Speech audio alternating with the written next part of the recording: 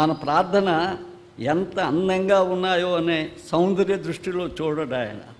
ఎంత దీర్ఘంగా ఉన్నాయనో గణిత శాస్త్రం దృష్టిలో చూడాడు. ఒక మొర చేశాడా ధ్యానం చేశాడని గణిత శాస్త్రం యొక్క దృష్టిలో చూడడు ఆయన. ఎంత శ్రావ్యంగా ఉన్నాయా అని సంగీత తత్వములో చూడడు. ఎంత జ్ఞానయుక్తంగా ఉన్నాయా అని ఆయన తర్కంగా చూడడు. ఎంతగా వ్యక్తిగతంగా వచ్చి తన హృదయములో కన్నీటిని గారుస్తా ప్రలాపిస్తున్నాడో పశ్చాత్తాపడుతున్నాడో అని దేవుడు చూస్తాడు. అది నీకు ఏకాంతంగా బొమ్మాలి, తప్పక పోవాలి. భార్యాభర్తలు కూడా చేసుకోండి, కానీ ఒక్కొక్కరు ఏకాంతంగా దేవుడి దగ్గరికి పోవాలనేది దేవుడు మనకు నేర్పించింది. అన్న అలా పోయింది. దానియేలు రోజుకి ఎన్నిసార్లు పోయేవాడు? 3 సార్లు పోయేవాడు, ఏకాంతంగా పోయేవాడు. 3 సార్లు ఏకాంతంగా పోయినందువలన ఆయన దేవుడు ఏమన్నాడో తెలుసా? నా ప్రియుడు, నా ప్రియుడు. దావీదు కూడా ఏకాంతంగా పోయేవాడు దేవుని దగ్గరికి, ఏకాంతంగా పోయేవాడు. ఉదయాన్నే లేస్తాడు, ఉదయాన్నే ప్రార్థన సిద్ధపరచుకుంటాడు. ఆయన ప్రార్థన ఇది. ఆయన ఏమన్నాడు తెలుసా? ఆయన ఏమో పొరపాటు చేశాడు, ఆయన్ని సరిచేసేసి ఏమన్నాడో తెలుసా? నా హృదయానుసారి. ఎంత పెద్ద మాట అది, నా హృదయానుసారి. ఒక ఆయన నా హృదయానికి ప్రియుడు అన్నాడు. ఎందుకన్నాడు?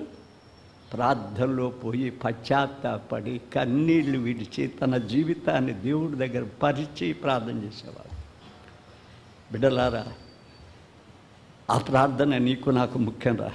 మీకొక్కరికి కాదు, నాకు కూడా ముఖ్యం. దేవునితో మనం వ్యక్తిగతంగా కలుసుకోవడం, ప్రభుదాసుతో కలుసుకోవడం. ఇంకొకడు వాడికి ప్రార్థన శక్తి ఉందని చెప్తాడు. ఎవడికి ప్రార్థన శక్తి? ప్రార్థన శక్తి పరిశుద్ధాత్మకి, పరిశుద్ధాత్మకి. దేవుడు ఏం చెప్పాడో తెలుసా? మీరు చూస్తారా? అపోస్తల కార్యం 1:8, పరిశుద్ధాత్మ మీ మీదకి వచ్చినప్పుడు మీరు శక్తి నొందెదరు అంటాడు. 1:8 ఆఖరి భాగం. పరిశుద్ధాత్మ మీ మీదకి వచ్చినప్పుడు మీరు చెప్పావు. ఎవడు? ప్రభుదాసుకి శక్తి, యేసుదాసుకి శక్తి. మీరు చాలామందికి అంటగడతారు, దెయ్యాలు వెళ్ళిపోయినాయి, దెయ్యాలు వెళ్ళిపోయింది. విశ్వాస భ్రష్టుడు దెయ్యాలు వెళ్ళగొట్టడం.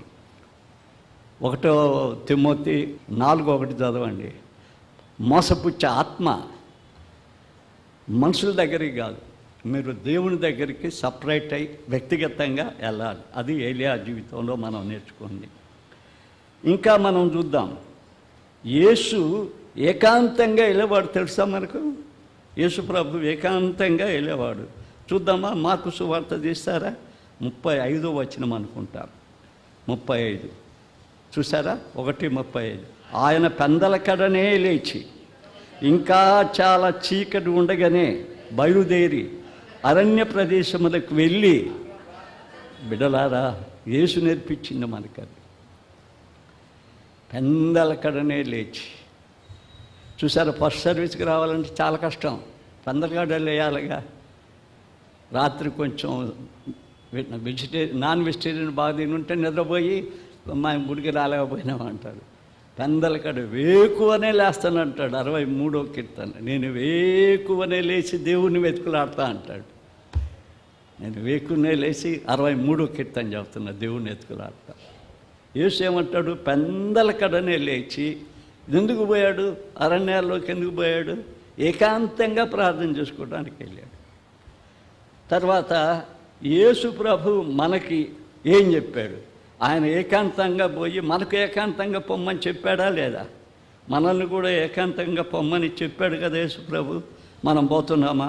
ఒక్కసారి మనం మత్తయి సువార్తలోకి వద్దాం. మత్తయి సువార్తలోకి వచ్చేద్దాం. 6వ అధ్యాయంలోకి వద్దాం. కొండ మీద ప్రసంగంలోకి వచ్చేద్దాం. ఆ కొండ మీద ప్రసంగంలో యేసు ప్రభు ఏం చెప్పాడో చూడండి. 5వ వచనం. మరి మీరు ప్రార్థన చేయనప్పుడు వేషధారుల వలె ఉండొద్దు. 1 గంట ప్రార్థన చేయటమే. ప్రార్థనలు అలసిపోయాను. ఎవరన్నా అడిగితే, ఎవరైనా బయట వచ్చినప్పుడు నాకు కొంతమంది చెప్తారు, సార్ ఈ రోజంతా ఉపవాసం ఉన్నారు సార్ అంటే. ఉపవాసం ఉండాలని కలపడాలనా? ఒరే, నటించగాకనరా నాయన. క్రైస్తవులు నటించనే వద్దు. నేను తెల్ల డ్రెస్ వేసుకుంటే చాలా తెల్లగా ఉంటాను నా హృదయం అనుకుంటూ ఒట్టిదిరా నాయన. అది నటన దేవునికి ఇష్టమే లేదు. మనం చెడ్డవారం అని చెప్పుకున్న దేవునికి ఇష్టం, కానీ ఆయన మార్చగలుగుతాడు. కానీ నటించితే మటు ఆయన మార్చలేడు. నటన అనేది చాలా మోసకరమైంది అది. అందుకే అంటాడు వేషధారలా అంటాడు వాళ్ళని. మనుషులు కనపడవలనని సమాజ మందిరములోను వీధులలోను మూలలో నిలిచి ప్రార్థన చేయుట వారికి ఇష్టం. వారు తమ ఫలములు పొంది ఉన్నారని నిత్యముగా చెప్పుచున్నారు. మనకేం చెప్పాడు చూస్తారు 6వ వచనం, అందరు చూడండి 6వ వచనం. మనకేం చెప్పాడు? నీవు ప్రార్థన చేయనప్పుడు నీ గదిలోనికి వెళ్ళి తలుపు వేసుకొని రహస్యమందున నీ తండ్రికి ప్రార్థన చేయము. అప్పుడు రహస్యమందు చూచు నీ తండ్రి నీకు ప్రతిఫలమిచ్చును. ఎంత ఘోర పాపినని చేర్చుకునేవాడు ఆయన. నీ పాపాలు అడ్డం రావు. పాస్టర్ గారి పాపాలను తీసేయలేడు. తీసేసేది ఒక యేసుప్రభే పాపాలని. ఆయన పాపాలు ఆయన రోజు కడుక్కోవాలి. ఆయన ఏ మనుషుడు పాపాలు తీసేయలేడు. ఆయన ఒక్కడే. అందుకోసం ఆయన ఏం చెప్తున్నాడంటే, బిడ్డ నువ్వు గదిలోకి రా, నాతో ఉండు. నీ బలహీనత లేందో, నీ వ్యాధులేందో, నీ బాధలేందో, నీ కన్నీళ్ళు ఏందో, నువ్వు చేసే తప్పులేంటో, తప్పులు కూడా బయట బహిరంగంగా తప్పులు ఒప్పుకోలేవు కదా, అవన్నీ నాతో రా, రహస్యంగా వచ్చేసాయి, నాతో మాట్లాడు, నేను నీ ప్రార్థన ఆలకిస్తా. సపరేషన్. ఎప్పుడైనా ఆ ప్రార్థన నేర్చుకున్న మా ఏలియా నేర్పిస్తున్నాడు. ఎట్టుగా ఆడ ఆ మంట దిగిన వెంటనే కొండెక్కేసి వెళ్ళిపోయాడు. ఎక్కిపోయాడు కొండెక్కి. వెళుతుంలా ఇంకా వాళ్ళు కొంచెం గనపరుస్తారేమో, యెహోవా దేవుడు అన్నారు వాళ్ళు. ఇప్పుడు మళ్ళీ నాకు వచ్చి ఏలియా యెహోవాను చూపించాడని అంటారేమో, నిలబడాల. అక్కడ పని జరిగిన వెంటనే కొండ అందరూ వదిలేసి కొండ మీదకి వెళ్ళిపోయాడు. అక్కడికి వెళ్ళిపోయి మోకాళ్ళు ఉన్నాడు. అక్కడికి కోకిలిపోయి తాను అపహరించుకున్నాడు. ఫస్ట్ ఎప్పుడన్నా సపరేట్ అవ్వండి. నీ కన్నీళ్ళు చాలా ఇష్టం ఆయనకి. ఏ మనిషి దగ్గరన్నా కన్నీళ్ళు గార్చావనుకో ఏమవుతుందో తెలుసా? చులకనవుతావు. రేపు ఎవరికైనా తీసుకుపోయి చెప్తాడు. ఒక ఆయన ఒంగోలులో చెప్తున్నాడు. నెల్లూరులో ఎవరు ఏడిస్తే ఒంగోలు మీటింగ్లో చెప్తున్నాడు. పేరు చెప్పకుండా చెప్తున్నాడు. మనుషులు తన దగ్గర ఏడ్చినారని చెప్పుకుంటారు. దేవుడి దగ్గర కన్నీళ్ళు గారిస్తే ఎట్టుంటాయో తెలుసా? చాలాసార్లు చెప్పాను మీకు. 56వ కీర్తన 8వ వచనం.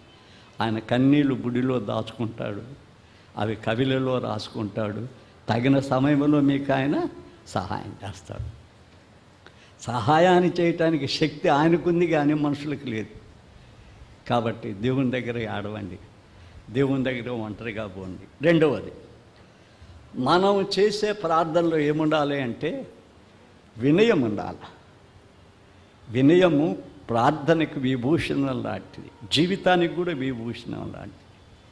ఒకవేళ నువ్వు పెద్ద డాక్టర్ అయి ఉండొచ్చు, నేను అంతర్జాతీయ ప్రసంగికుడిని, నేను హెచ్చులు పడవచ్చు, ఇవన్నీ ఆ హెచ్చులన్నీ ఆయన దగ్గర పనికిరావు. ఆయన దగ్గరకు వచ్చినప్పుడు నేను ఆయన సేవకుని, నేను దీనుని, సర్వెంట్ని, నీ దాసుని. వినయం చూసారా? ఆడికి పోయాడా? మోకాలు వంచేసుకున్నాడా? సాష్టాంగపడ్డాడా? తాను దేవునికి ఎంత విధేయతను చూపించాడు. ప్రార్థనలో విధేయత అనేది చాలా బాగుంటుంది. యేసుప్రభు దేవుడు కూడా అదే మాట చెప్పాడు మనకు. చాలామంది ప్రార్థనలు చూస్తా, నేను వింటాను, ఎంత అహంకారంగా దేవుడికి ఆర్డర్ ఇచ్చేదని చేస్తారు వాళ్ళు. ఏ భక్తుడు దేవుడికి ఆర్డర్ ఇలా బైబిల్లో? ఈయన ఇస్తాడు సైతానుడు, యాంటిక్రైస్ట్. ఆయనకి ఆజ్ఞ ఇస్తాడు, ఆజ్ఞ ఇచ్చి దిగి చెయ్యి అంటాడు. ఆయనకు షుగర్లు ఉంటాయి, ఆయనకి అన్నీ ఉంటాయి. ఆయన దిగి ఈయన మగజేయి, నీ శక్తి దిగు ఇక్కడికి అంటే ఈయన దిగమంటే ఆయన దిగేసేయాలనా? అమ్మా, మనం చూస్తే, ఆడవాళ్ళు చూస్తే, అమ్మ ఆయన దిగమంటున్నాడు దేవుణ్ణి, ఎంత గొప్ప శక్తి ఉందో ఆయనకి. ఒక పిచ్చోడు దిగమంటుంది దేవుణ్ణి. దేవుడికేంది ఆర్డర్ ఇచ్చేది? ఆర్డర్ ఇచ్చేది? దేవుడి దగ్గరికి వచ్చినప్పుడు నువ్వు వినయంగా దేవుని దగ్గరికి రావాలి, విధేయతగా రావాలి. అది దేవుడు చెప్పాడు. చూద్దామా ఎక్కడ చెప్పాడు దేవుడు? ఒకసారి సందర్భం చెప్తా మీకు అర్థమవుద్ది. సొలొమోను పెద్ద మందిరం కట్టించాడు. ఆ మందిరం కోసం చాలా పెద్ద ప్రార్థన చేశాడు. ఇంటికి పోయి చూస్తే ఎంత ప్రార్థన చేశాడో.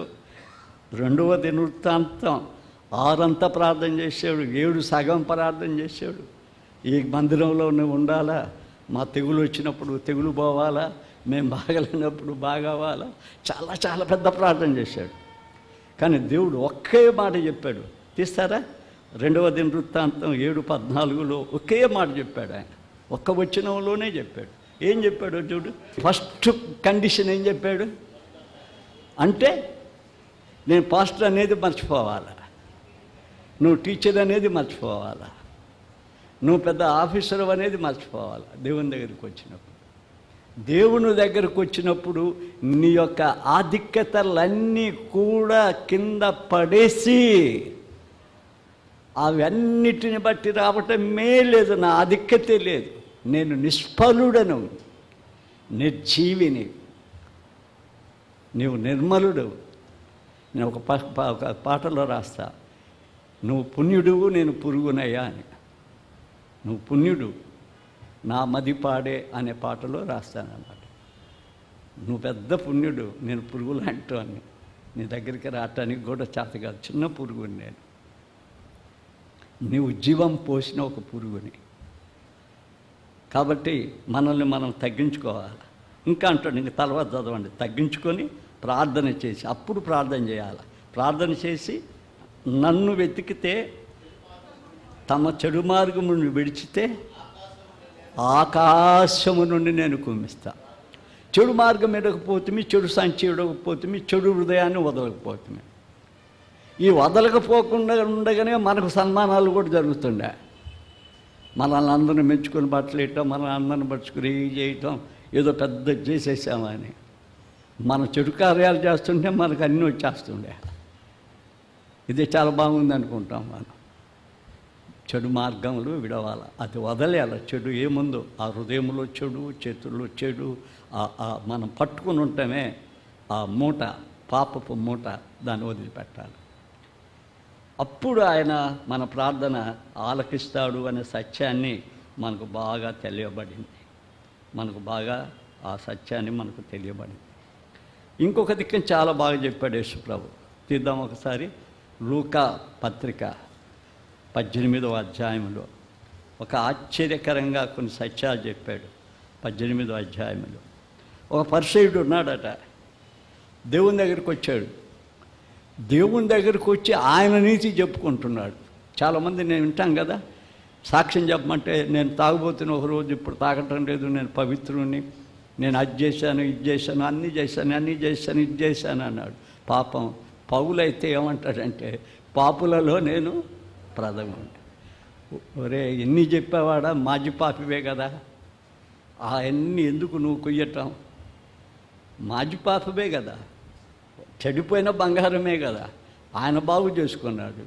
ఆ బాగు చేసుకునేది కూడా నేను బాగా అయినా అని చెప్తే అట్ట, ఆయన బాగా చేశాను, నేను బాగాల, నా విషయంలో నేను బాగాల, ఆయన బాగా చేశాడు. కొంతమంది ఆ డబ్బా కొట్టుకుంటాం, చూరం, అన్యాయస్తుని గాను, వ్యభిచారిని గాను, ఇతరుల మనుషుల వలే, ఆఖరికి ఈ శంకర్లాగోళ్ళేనయ్యా, వెరీ గుడ్, ఆయనకి ఆయనే గుడ్ వేసుకుంటున్నాడు, వెరీ గుడ్ కూడా వేసుకుంటాడు. కానీ దీనుడుగా ఒక ఆయన వచ్చాడు చూడండి. అయితే సుంకరి దూరముగా నిలవబడి ఆకాశం వైపు కనులెత్తుటకైనను ధైర్యము చాలక రొమ్ము కొట్టుకొనుచు, దేవా పాపినైనా నన్ను కరుణించునుమని పలికను. అతనికంటే ఇతడు నీతిమంతుడిగా తీర్చబడ్డాడు. ఏందో తెలుసా? ఎందుకు తీర్చబడ్డాడు తెలుసా? నీతిమంతుడు అంటే ఏం చెప్పా? To be right. ఇతను రిలేషన్షిప్ పంచుకోవడానికి వచ్చాడు. నేను చెడ్డోన్ని, నాకు నీతో రిలేషన్ కావాలి, నేను చెడ్డోన్ని, నీకు రిలేషన్ కావాలి. ఈయనేమంటున్నాడంటే, నేను భక్తి పౌరుణ్ణి, ఇంక ఆయనకి దేవుడి రిలేషన్ చెప్పేందుకు? దేవుడి రిలేషన్ ఎప్పుడు పని లేదు ఆయనకి. ఈయన నాకు నీతో సహవాసం, నీతిమంతుడిగా తీర్చబడ్డాడు. ఇంకా అవతల ఏమంటాడో చూడండి. ఇంకా చదవదామని 17వ వచనం చదువుదామా. తీర్చబడి తన ఇంటికి వెళ్ళాను, మీతో చెప్పుచున్నాను, తన్ను తాను హెచ్చించుకునేవాడు తగ్గించబడును, తన్ను తాను తగ్గించుకునేవాడు హెచ్చించబడు. చూసారా బిడ్డలారా? ఎప్పుడు తగ్గించుకొని ఉంటే దేవుడు హెచ్చించుతాడట. ఎప్పుడు హెచ్చిస్తాడు? ఆయన హెచ్చించడం చాలా బాగా హెచ్చిస్తాడు. ఎప్పుడన్నా చూసారా? 1 పేతురు పత్రిక ఒక్కసారి చూస్తారా? 5వ అధ్యాయం 6వ వచనములో చూడు. 6వ వచనములో, దేవుడు తగిన సమయమునందు మిమ్మల్ని హెచ్చించినట్లు అన్న బలిష్టమైన చేతి క్రింద ధీర మనస్కులయుండుడి. ఆయన ఎంత హెచ్చిస్తాడో చెప్పలేం, ఎంత కదిలిస్తాడో చెప్పలేం, ఎంత పరిస్థితులు మారుతాడో చెప్పలేం, అసలు ఎంత ఉన్నత స్థితికి తీసుకొస్తాడో కూడా చెప్పలేము. ఒక్కోసారి మనల్ని ఆశ్చర్యపోతాం. కొన్ని మనం తలంచుకుంటే ఇంకా ఎచ్చులు పడతాం. ఆ ఎచ్చులు పడకూడదు. కొన్నిసార్లు మనల్ని ఆయన ఎక్కలేని స్థితికి తీసుకెళ్తాడు. మన చేత కాదు, ఇంపాసిబుల్ అనే స్థితికి తీసుకెళ్తాడు. ఇంపాసిబుల్ అని చెప్పి ఒక్క సంగతి ఎందుకో గుర్తొచ్చింది చెప్తా. నేను ఆమ్స్టర్డామ్ పోవాలి, నేను అప్లై చేయాల. ఆకలి ఒక కలెక్టర్ నా ఇంటికి వచ్చి చేయమని చెప్పాడు. పిపి విలియమ్స్ వాళ్ళ నాయన చూడటానికి వచ్చి నాకు అప్లికేషన్ ఉందని చూసి అప్పటికప్పుడే ఆ నెంబర్ వేసుకున్నాడు, రాసుకుపోయాడు, నాకు తెచ్చిచ్చాడు. ఢిల్లీలో ఆయన బ్రదర్గా ఉన్నాను. నేను కదులుతున్నప్పుడు చాలా చిన్నవాడిని, 83లో చాలా చిన్నవాడిని పోయే వాళ్ళందరికంటే. అందరికీ ఒకే ఫ్లైట్ ఉంది, నాకు ఫ్లైట్ లేదు. నాకు ఢిల్లీలో ఫ్లైట్ ఎక్కాలి ఎయిర్ ఫ్రాన్స్లో. ఆ రాత్రి తాజ్మహల్ చూడటానికి వెన్నెల్లో తీసుకెళ్ళారు వాళ్ళ డ్రైవర్, ఆంధ్ర గెస్ట్ డ్రైవర్. మేము పోతున్నాము. లూథరన్ సెక్రటరీ అంటే అతను, వాళ్ళ నాయన తెలుగోళ్ళు, రామచంద్రపురం. వాళ్ళ నాయన ఎగ్జిక్యూటివ్ సెక్రటరీగా తీసి వాళ్ళు ఢిల్లీలో సెటిల్ అయ్యారట. ఆయన శుక్రవారం రాత్రి మాట్లాడుతూ పోతూ ఉంటే, నేను సెక్రటరీని, మా చర్చిలో మీరు మాట్లాడాలంటే నేను హిందీలో ఏం చెప్పాలన్నా, నేను ట్రాన్స్లేషన్ చేస్తానని ఒక పాస్టర్కి ఫోన్ చేశాడు. వేల సంఖ్యలో కూడిన చర్చ్ అది. నా దుఃఖం ఏంటంటే నేను ఒక్కడనే ఫ్లైట్ ఎక్కాల, ఆ డ్రైవర్ ఎక్కిస్తాడు. ఏడ్చుకుంటా ఎవరు లేరు, భార్య లేదు, పిల్లలు లేరు, బంధువులు లేరు. ఢిల్లీలో నుంచి ఒక్కనే పోవాలా. అప్పుడు చిన్నవాడిని, చాలా చిన్నవాడిని. ఆ ఒక్కనే పోయి ఎయిర్ ఫ్రాన్స్ తిరగాల. అక్కడి నుంచి మళ్ళీ ఆమ్స్టర్డామ్ వెళ్ళాలి ఇంకొక ఫ్లైట్ ఎక్కి. కొంత భయంగానే ఉంది ఆ చిన్న వయసులో నాకు. దేవుడు అక్కడ నాకేం చేశాడో తెలుసా?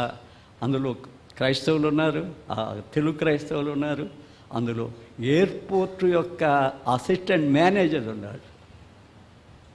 ఆయన చెప్పాడు, వెళ్ళబోతున్నాడు తెల్లవారుజామున 5 o'clock కానీ. ఆయన చెప్పాడు, మీరు ఎవరన్నా వస్తారా అండి పాస్టర్ గారిని నేను ఎక్కిస్తా అన్నాడు. హిందీలో చెప్పాడు ఆయన. నాకు కూడా కొంచెం అర్థం అవుతుంది అంతే. 18 కార్లు వచ్చాయి. పులిపిటి మీద నుంచి చెప్తున్నా. అద్భుతం.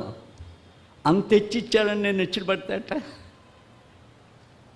ఒక 5,000 10,000 చెక్ రాసి ఇచ్చారు ఆ చర్చిలో చెప్పినందు వాళ్ళు. దేవుడు కొన్నిసార్లు ఎంత హెచ్చిస్తాడో మనల్ని తెలియదు, కానీ దాని మీదనే మనం కూర్చోకూడదు. మన హంబులుగా వచ్చేయాలి. ఆయన ఎంత హెచ్చిస్తాడో చెప్తే ఆశ్చర్యాలు చాలా ఉన్నాయి. తెలియకుండా హెచ్చిస్తాడు ఆయన, కానీ మనం ఇంకా తగ్గించబడాలి. ఆయన హెచ్చించే కొద్ది మనం ఏమైపోవాలా? దేవుని బిడ్డలు తగ్గించుకోవాలి. ఆ హెచ్చులు వదలకూడదు. మనం ఎంత తగ్గించబడతామో దేవుడు అంతా వాడుకోబడతాడు. కాబట్టి మన ప్రార్థనలు ఏముండాలా? వినయం ఉండాలి. నాకు మాటలు వచ్చాయి, నీ ఇష్టం వచ్చినట్టు ప్రార్థన చేస్తేట, నేను ప్రార్థనా పరుణ్ణి అనుకోవాలని ప్రార్థన చేస్తేట, ప్రార్థన నా వరం అని ప్రార్థన చేస్తేట, అది దేవుని శక్తి. వినయం ఉండాలి అనే సంగతి మనం మర్చిపోకూడదని బిడ్డలకి జ్ఞాపకం చేస్తున్నాను. మూడవది ఏంటంటే విశ్వాసం ఉండాలి. ప్రార్థనలో విశ్వాసం ఉండాలి. విశ్వాసం లేకుండా ప్రార్థన చేయటానికి ఏం లేదు. ఈనాడు దేవుడిని ఉన్నాడు, ఆయన మన మాటలు వింటాడు అనే విశ్వాసం మనకు ఉండకుండా మనకు చేయకూడదు. చూసారా, మనం ఇండివిజువాలిటీ అంటాం. మన దగ్గర పర్సనాలిటీ అంటే మనం ఏమనుకున్నామంటే మనకున్న పర్సనాలిటీ, మనకున్న ఉద్యోగం, మనకున్న హోదా అనుకుంటున్నాం. నో పర్సనాలిటీ, అది మూర్తిభత్వం. దేవుని పర్సనాలిటీ. క్రిస్టియన్ అందరూ దేవుని పర్సనాలిటీకి రావాలి. ఇండివిజువాలిటీ వదిలేయాలి. ఆ పర్సనాలిటీకి రావాలి అంటే ఏముండాలి అంటే విశ్వాసం ఉండాలి. ఆ విశ్వాసాన్ని ఏం చేయాలి అంటే దేవుడు కాలుస్తాడు ఆ మంచి పర్సనాలిటీ రావటానికి. చూద్దామా? 1 పేతురు 1:7 చూస్తారా? నశించిపోవచ్చున్న సువర్ణం అగ్ని పరీక్ష వలన శుద్ధిపరచబడుచున్నది కదా, దానికంటే అమూల్యమైన మీ విశ్వాసం ఈ శోధన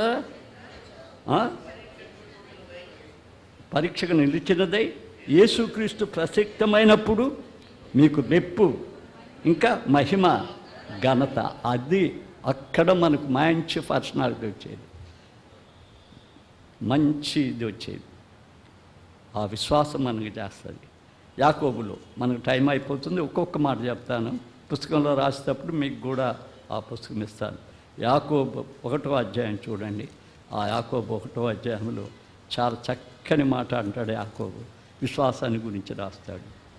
6 అయితే 1:6 అయితే అతడు విశ్వాసముతో అడగవలను. సందేహించువాడు గాలి చేత రేపబడి ఎగిరిపడు సముద్ర తరంగములు పోలి ఉండును.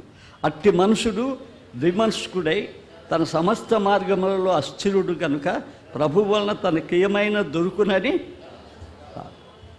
అస్థిరుడు విశ్వాసంతో అడగాల, విశ్వాసంతో అడగాల. ఇంకా చాలా ఉన్నాయి. అది అయిపోయిన తర్వాత ఇంకోటి ఏంది అంటే పట్టుదల ఉండాలి. పట్టుదలకు ఒకే ఒక వచనం చూద్దాం. రోమా 12:12 అక్కడ చూడండి. పట్టుదలకు ఒక్క విషయాన్ని మనం చూద్దాం. అక్కడ చూసారా? 12:12 మీకు దొరికిందా? నిరీక్షణ గలవారే సంతోషించు, శ్రమల యందు ఓర్పుగాను, ప్రార్థన యందు ఏముండాలా? పట్టుదల కలిగి ఉండాలి. ఇంకొక వచనం కొలసీ పత్రిక 4:2-4 అక్కడ ఏం చదువుతున్నామో చూడండి. ప్రార్థన యందు నిలకడగా ఉండి కృతజ్ఞత గలవారై దాని యందు మెలకువగా ఉండి మరియు చూసారా? కృతజ్ఞత కలిగిన వారిగా మెలకువగా ఉండాలంటే ప్రార్థన యందు ఏం చేయాలా? నిలకడ. ఈ నిమిషం ప్రార్థన చేస్తాం, దేవుడు చేస్తాడో చేయడని అనుమానిస్తాం. అది మన ప్రార్థనలో మనం దేవుడి దగ్గర జవాబు పొందలేకపోవటానికి. రెండవది ఏముందంటే ప్రార్థన అనగా మన భోగాల కోసం, మనం సుఖాల కోసం అడుగుతాం. అది ఉంది ప్రార్థనలో. ఆయనను అడిగినే ఇస్తానంటే మన ఇష్టం వచ్చినవి అడగటానికి ప్రయత్నం చేస్తాం. డబ్బులను, భోగాలను, ఏటునో అడుగుతాం. అవి అడగొద్దు అంటాడు బైబిల్లో. మనకు ఆయన రాజ్యము నీతిని ఎదుగుతే ఎప్పుడు ఏం కావాలో ఆయన సమయస్ఫూర్తిగా ఇచ్చే దేవుడు. నా జీవితంలో నేను ప్రతిదినాల్లో నేను ఎడారి లాంటి సంఘాలలో పనిచేస్తున్నా కూడా దేవుడు నా అవసరానికి నా ఇంటి దగ్గరికే తెచ్చిచ్చేస్తున్నాడు. ఇంటి దగ్గరికే. అది అద్భుతం, ఆశ్చర్యం. మీ జీవితాల్లో కూడా జరుగుతుంది. వాటిని గురించే మనం ప్రార్థన చేస్తే అవి మనకు దావు. కానీ అస్థిరత లేకుండా ప్రార్థన చేయాలా, పట్టుదలగా ప్రార్థన చేయాలా, విశ్వాసిగా ప్రార్థన చేయాలా, కృతజ్ఞత కలవారై దాని యందు మెలుపుగా ఉండాలి. దేవుడి దగ్గర ఎన్నో పొందాం. మరి ముఖ్యంగా చాలామంది కరోనాలో చనిపోబోయి బతికారు. అసలు అంతకంటే ఇంకేమన్నా ఉందా? ఆ కృతజ్ఞత కలిగి మెలకువగా ఉండి దేవుని బిడ్డలంగా ఉండి దేవునికి అయిష్టమైంది చేయకుండా ఉండటానికి నేర్చుకోవాలి. దేవుడు నీకు ప్రాణం ఇస్తే, దేవుడు నీకు జీవితం ఇస్తే, ఆ ఇయ్యబడ్డ ఆ శేష జీవితంలో ఆయనకు ప్రార్థన చేసి మెలకుతో ఉండి కృతజ్ఞత గలవారమై ఉండాలి. ప్రార్థన దైవశక్తి. అది మానవుని శక్తి కాదు. ఏ మానవుని దగ్గర నుంచో ప్రార్థన నువ్వు తీసుకోవాలని ప్రయత్నించవద్దు. దేవుని దగ్గరికి పోయి తీసుకోదాన్ని. దానికి కావాల్సిన పరిశుద్ధాత్మ దేవుడు నన్ను అడుగు, నేను నిశ్చయంగా ఇస్తానన్నాడు. ఆ ప్రార్థన చేయవలసిన జ్ఞానాన్ని దేవుడు ప్రసాదిస్తాడు. ఆ ప్రార్థన చేయడానికి ఉండవలసింది ఏంటంటే నువ్వు సపరేట్. ఎంతమంది దినం తీర్మానించుకోండి. వ్యక్తిగత ప్రార్థనలు నేను చేస్తున్నాను, నేను చేయగలను. చాలామంది స్త్రీలకి ఉద్యోగాలు పోని స్త్రీలకు మీకు సమయం ఎంత బాగుంటుందో తెలుసా? నా సహోదరులారా, నా బిడ్డలారా, మీకు ఎంత మంచి సమయం దొరుకుద్ది.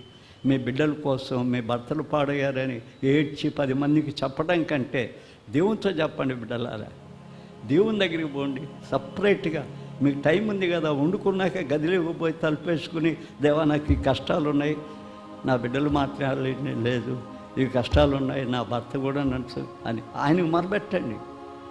ఒంటరిగా పోండి. ఎవరికైనా చెప్తే వాడు రేపు బ్లాక్మెయిల్ చేస్తాడు, తమాషా చేస్తాడు, ఇంకొకటి చెప్తాడు. మనుషులుగా చెప్పుకోవడం ఎందుకు? దేవుడు ఏం చెప్పాడు? రమ్మన్నాడు, నా దగ్గరికి రమ్మన్నాడు. సపరేట్. ప్రార్థనలు ఏముండాలా? వినయం ఉండాలా. ప్రార్థనలు ఏముండాలా? విశ్వాసం ఉండాలి.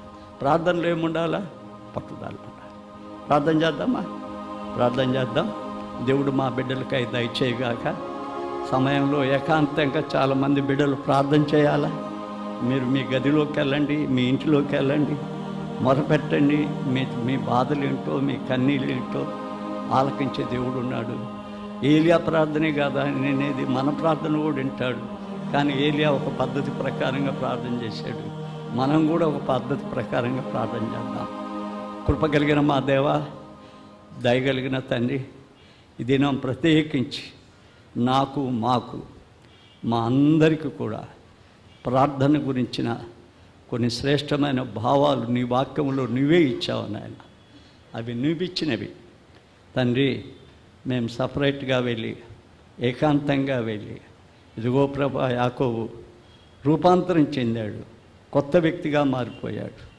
యాకోబు ఆ పని జరిగింది.